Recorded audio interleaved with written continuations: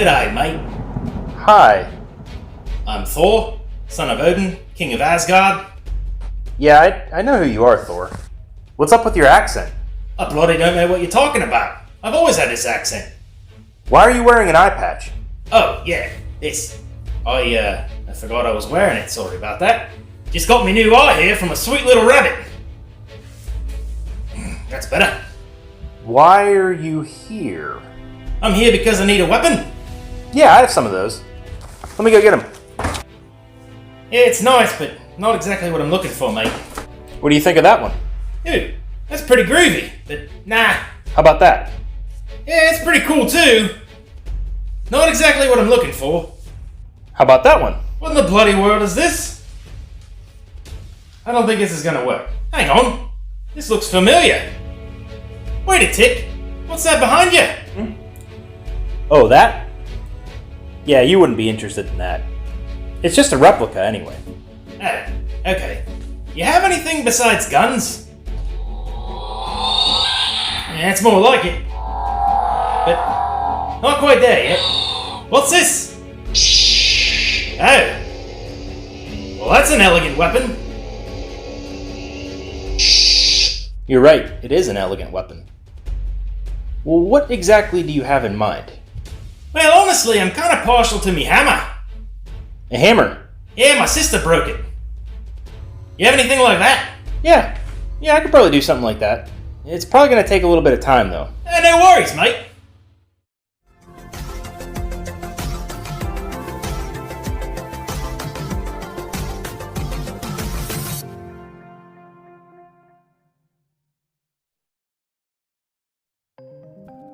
Since the moment I've started this channel, I have wanted to make one of these Stormbreaker replicas for myself. I had actually originally planned on doing this as my second project after the Holy Grail. However, I'm glad I waited on that, but more on that in a bit. You see, I've said many times before on this channel that Bobby Duke is a huge inspiration to me. And it was right around the time after I released that first video of the Grail that I saw his version where he made the little Stormbreaker. And that was also around the time I saw the video where he made the giant Maui hook by laminating a bunch of 2x4s together and then carving them out. And that pretty much directly inspired me on how to make my version of the Stormbreaker. On YouTube, I've seen quite a few different variations on the design of the Stormbreaker replica. However, I knew two things. I wanted to make mine out of wood, and I wanted it to be as full size as I could make it. The one problem with making it this size is I wasn't able to find anywhere that had the specs on the screen used prop. So what I had to do was use both my own body measurements and pictures of Chris Hemsworth holding the Stormbreaker. We're actually both around the same height, and I used the pictures of him holding it to somewhat gauge how big I needed to make the thing. During the early planning stages of this, I was actually thinking of initially trying to make it out of plywood, by just framing out the inner core and then just covering it kind of with sheathing. However, I decided against this because you need to be able to carve out the center section. So what I ultimately settled on was using 6 1x6 boards. I cut the middle core of the axe to the rough dimension and shape that I was looking for. And I used that rough shape to cut the other pieces into the sizes and shapes that I need for those. I layered all these pieces together until they were equal to the dimension that I was wanting. I should take a second here and just apologize for the speed. I hope you can actually see what all I'm doing here. But I had to speed up the footage because there is so much there. I believe all total I had around 20 hours of footage for this part. So some of it moves pretty quickly, but hopefully you can see what all I'm accomplishing here. For the overall size of the axe and hammerhead itself, I used the measurement from the end of my fist up to my shoulder. This meant that the total length from the tip of the axe to the head of the hammer was right around 27 inches. From tip to tip on the axe head itself, it was right around 20 inches vertically. And the hammerhead ended up being right around 10 inches square. As you can see, what I'm doing here is I'm applying plenty of glue to each piece and then I'm stacking them up and I'm using the brad nailer to fasten them in place. In order to glue this properly, I used right around 1.5 quarts of wood glue. And after I got the pieces all laminated, I clamped the crap out of them. Normal dry time for wood glue is right around 24 hours, but this sat for about 2 days. After the glue was dry and it was one solid chunk, I went to work on shaping it using my angle grinder with a sanding paddle wheel. As you can see here, this is pretty messy business. I started sanding all those stepped pieces, but I quickly reevaluated my position on that. I used my Sawzall with a long blade and tried to cut as much of that off as I could. The material I couldn't remove, I used a wood chisel to accomplish, and then sanded that surface down to a smoother final shape. I was really hoping that the weather would cooperate and I could do all this work outside. But that didn't happen. It started raining early that morning. Oh well, that's what shop vacs are for, right? I drew a line down the center of the axe head so that I could use it as a reference point when I sanded the sides. To remove the material on the other side of the hammerhead, I switched to using a circular saw before finishing off the work with the Sawzall. And that actually worked way better. But I did have one little casualty. That little chunk. No problem there though. I just separated it from that piece of material and then glued it into place using crazy glue and wood glue. I learned this little trick by watching Bob Claggett on I Like to Make Stuff. The crazy glue serves to immediately bond it, while the wood glue serves as a more permanent bond. I used my belt sander to further fine-tune the rough shape of the axe hammerhead. In order to correctly carve out all the details onto the sides, I used some reference photos and then I drew out all the shapes. Now about those reference photos. Believe it or not, it was rather difficult to find any good reference photos of the actual Stormbreaker model. I would have thought that there would have been a little bit more promotional art out there that I could find online, but there wasn't. I ended up relying on both still shots from the movie and pictures of the Hot Toys collectible, along with quite a few different replicas that people made themselves. I'll tell you what, there's a lot of really talented people out there. Just check out Etsy or other YouTube videos. I'm going to take a minute and just talk about this carving here a little bit. I used a power carver that my father-in-law gave me, and it worked well, but I don't have all the right variety of heads for it. So I switched back to using my tried and true wood carving chisels. As always, they did a great job, but carving pine really makes me appreciate basswood.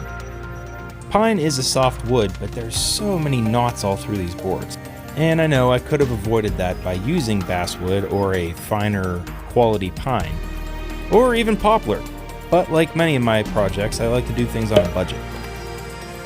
After I got all the details carved, I went to work spreading this wood filler all over the hammer and axe head. If you've seen my previous videos on when I made the keyblade or the trident, then you'll know that there are a couple of reasons why I use the wood filler. One of which is that it fills in all of the blemishes and makes everything nice and smooth. The other is that paint adheres way better and more uniform than it does on bare wood. After I allowed the wood filler to dry for several days, I used the power sander to remove all the excess material and smooth it out. After I got it all smoothed down to a more workable final product, I went back to work on carving all of those details into it. Some of these details were pretty easy to exhume. Other ones I had to search for quite a bit, or just make new ones. In retrospect, I may not have necessarily had to carve all of the details into the wood itself. I could have probably just waited for the wood filler, but I wasn't sure. Next time I might change it up a bit. The one nice thing is that carving this wood filler is pretty easy, and it carves like a soft wood. In fact, I only had a couple small issues with it crumbling. I knew that the tricky part would be to try to replicate this same exact design on the other side. If it deviated too much, it wouldn't look right. So after I got all the lines carved out to my satisfaction, I used a little trick that I learned from watching everyone's favorite archaeologist. That's right, I'm not really matching up the rubbing of a tablet with Sir Richard's shield, but this did the trick. I rubbed the one side and then flipped that piece of wax paper over and traced out all those lines onto the other side, and it worked very well. This is a trick that I'm definitely going to have to remember to use on future projects as well. After I got all the details carved out, I went over it with some sandpaper to smooth out all the lines. And with that, this big baby was ready to paint.